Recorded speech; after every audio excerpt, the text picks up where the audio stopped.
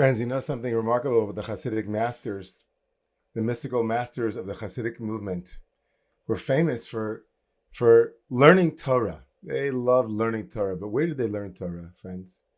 They learned it everywhere. Everywhere. If one could say one thing about the teachings of the Baal Shem Tov, the founder of the Hasidic movement in the 18th century, was that he took Torah to the streets and to the trains and to the clocks and to the wagons and to the trees and to the fields.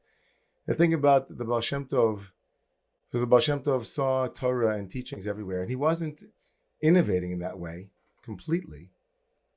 In fact, if you look at the Torah itself and then the Talmud and then all of the writings of the Rishonim, the early commentators in the medieval ages, in the medieval period, all of them learned Torah from everyday things, whether it's the stories in the Torah itself that teach us lessons and morals, to the Talmudic teachings that even a cat could teach us about modesty and tzniut.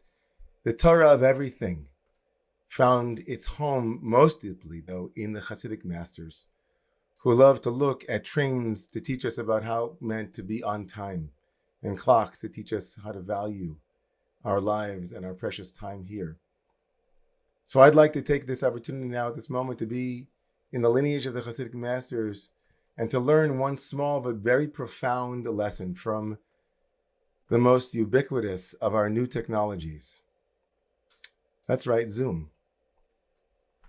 In the early days of the pandemic, Zoom came to the rescue, but it had like an annoying flaw. I don't know if you all experienced this, but whenever I was in a conversation with somebody, the number one distraction, bar none, or at least maybe it was for me, I'll speak for myself, the number one distraction for me, but maybe for you, was me, meaning for me.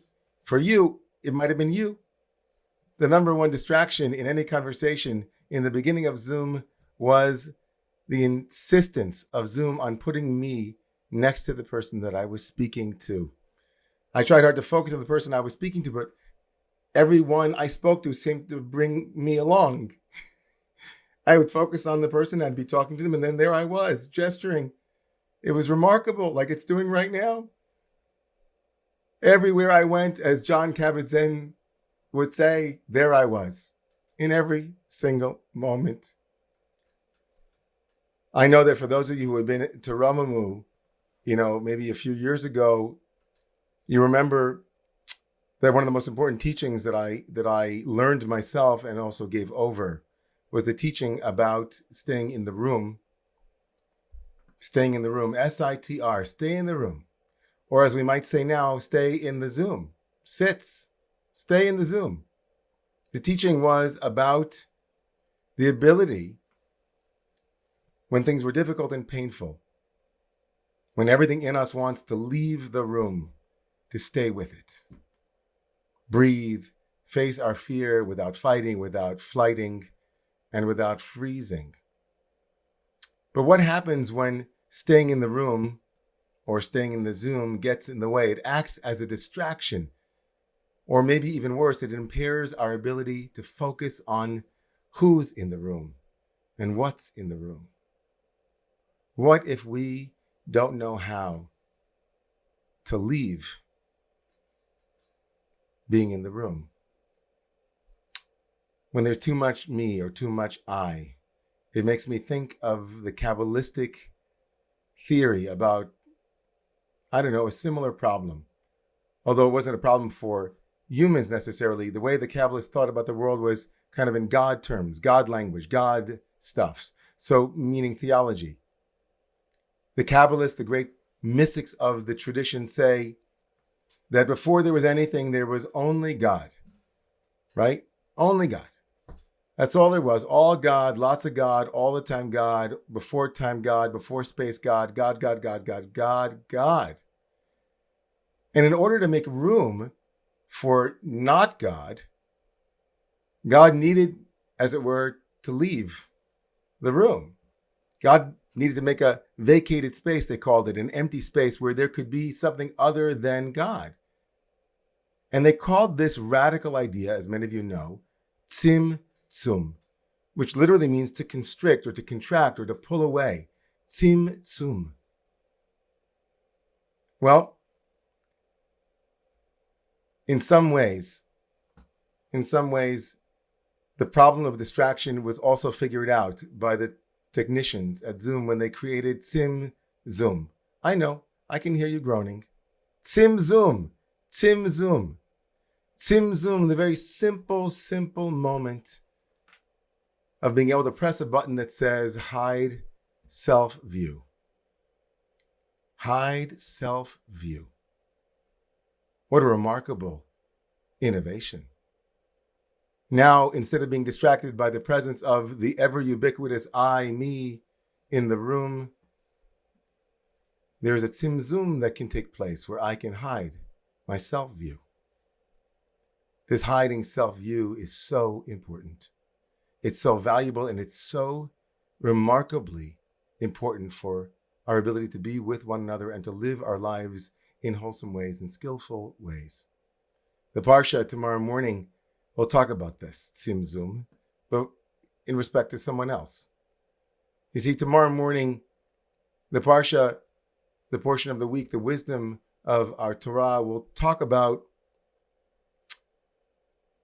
some things that went into the tabernacle, some things that went into the Mishkan, into that portable sanctum that was set up in the desert.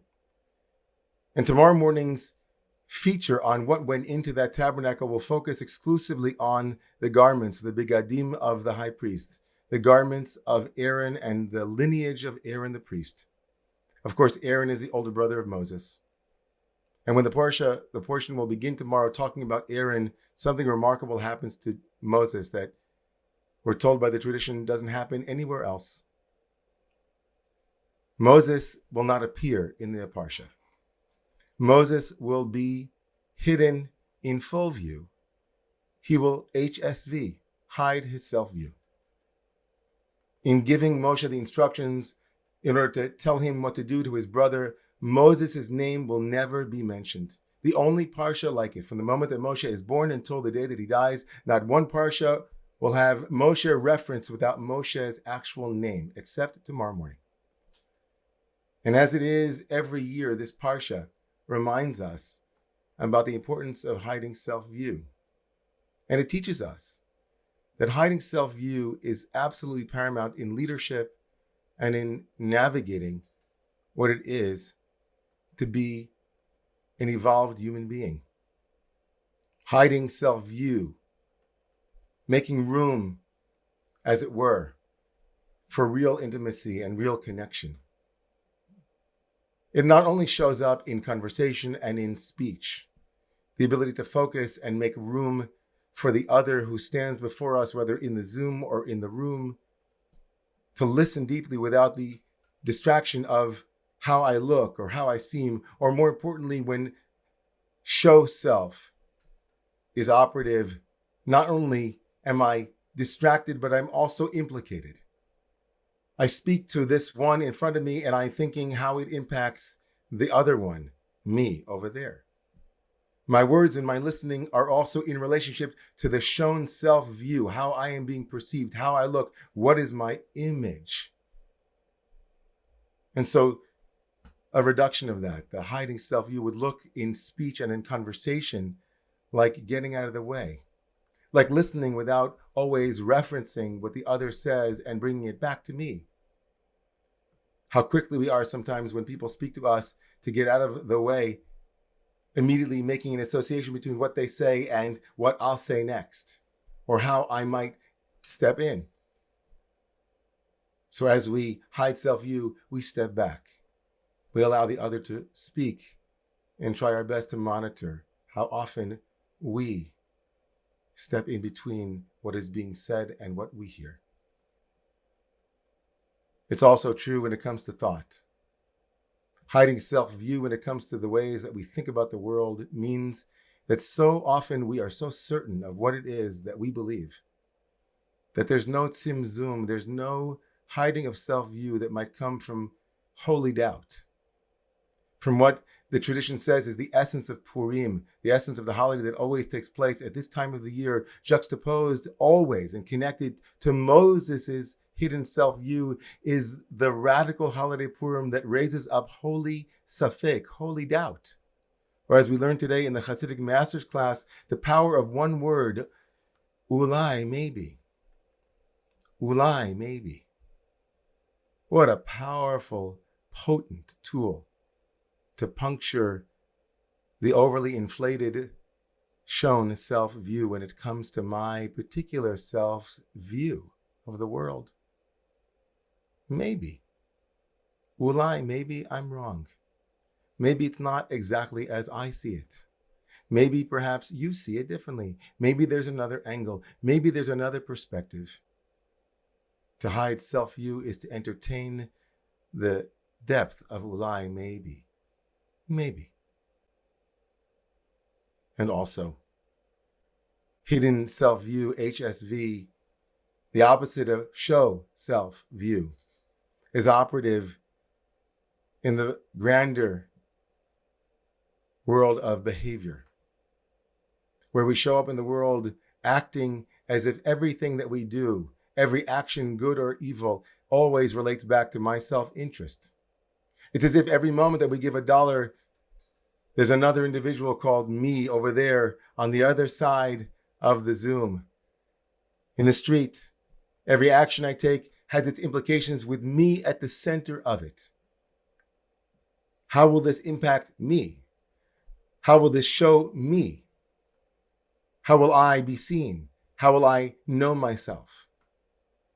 To hide self-view in behavior is not be attached or even investing in the image that is produced by wholesome action, by mitzvah, by goodness and good deeds. On the broader political spectrum, to be living in hidden self-view means not that we don't show up, but we are not the center of that thing that we show up for. When Dr. King said about himself in the broader social context, I may not get there with you. I may not get there with you. He was saying that it's bigger than me. It's bigger than this one name. It's bigger than this one actor, but there's something that will not die when I am no longer in full view, because it cannot be killed.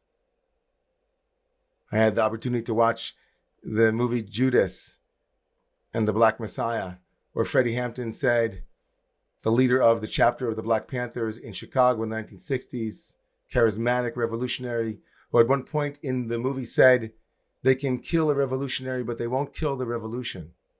They can kill a visionary, but they won't kill the vision. To live in the world with hidden self-view doesn't mean that we don't operate, but it means that we ourselves don't center ourselves in things that are much, much bigger than us. There's great relief in that. There's great focus that comes with that kind of tzimtzum. Now, let's be honest. There are also some very holy things that one can learn from Zoom and the shown self-view. If the adage that we love our neighbor like we love ourselves is true, when we see ourselves actually in the Zoom room with the other, it's an opportunity for us to compare our shown self-view with how we are relating to the others there. Do we have a distorted self-view?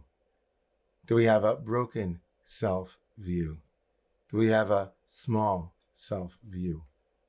So much healing can come from being able to see that the love that we extend to the other on the other side might also be extended towards our own self-view, who is almost always present. So much Torah in the world of Zoom. But hiding self-view and our ability to get out of our own way is really at the heart of why we wear masks, isn't it, on Purim?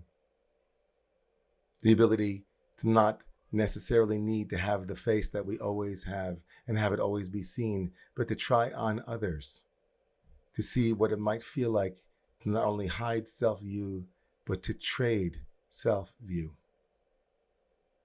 We could go on and on, but I'm curious for all of you tonight. as we leave Shabbat services in a little while, in a couple of moments, to discuss how hard it is sometimes to get out of the way. And some things have helped. And what that experience is like in a way, and how it helps us to show up for one another and show up in the moment.